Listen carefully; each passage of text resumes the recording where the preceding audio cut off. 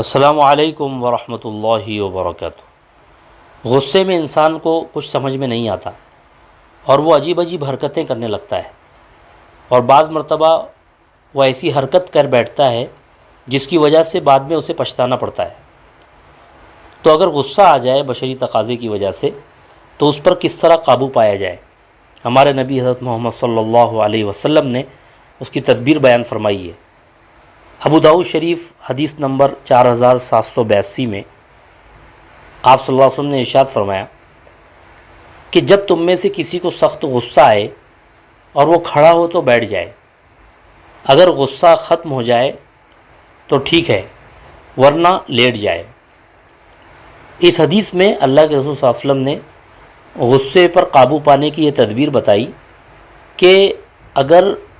غصہ آئے اور کھڑے ہونے کی حالت میں غصہ آئے تو جس کو غصہ آ رہا ہے اس کو چاہیے کہ وہ بیٹھ جائے۔ اگر وہ بیٹھ جائے اور بیٹھنے کے بعد غصہ ختم ہو جائے تو ٹھیک ہے، ورنہ اگر غصہ ختم نہیں ہو رہا ہے تو پھر وہ لیٹ جائے،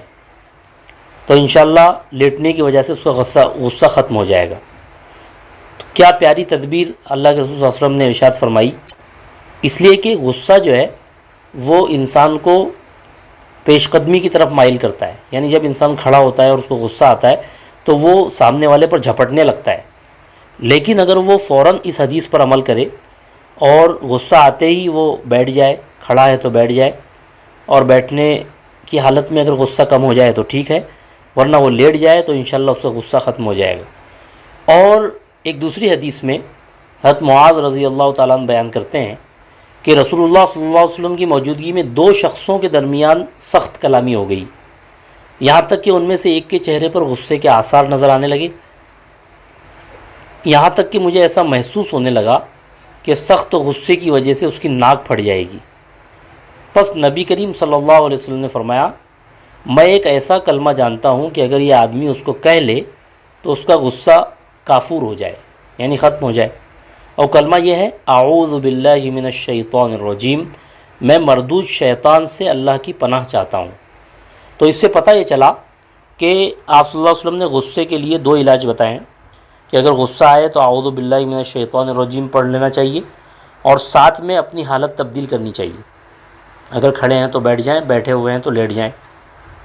بیٹھنے کی حالت میں غصہ ختم نہ ہو تو لیٹ جائیں، تو انشاءاللہ غصہ ختم ہو جائے گا۔ لیکن عام طور پر غصے کی حالت میں انسان کو یہ سب تدبیر ذہن میں نہیں رہتی، اس لیے جو قریب کے لوگ ہیں وہ اس کو یاد دلائیں کہ حدیث میں اس کا یہ علاج بتایا گیا ہے، تو انشاءاللہ وہ اس پر عمل کرے گا، جس کی وجہ سے غصہ ختم ہو جائے گا اور اس کے جو برے نتائج ہیں اس سے انسان محفوظ ہو جائے گا۔ السلام علیکم ورحمۃ اللہ وبرکاتہ۔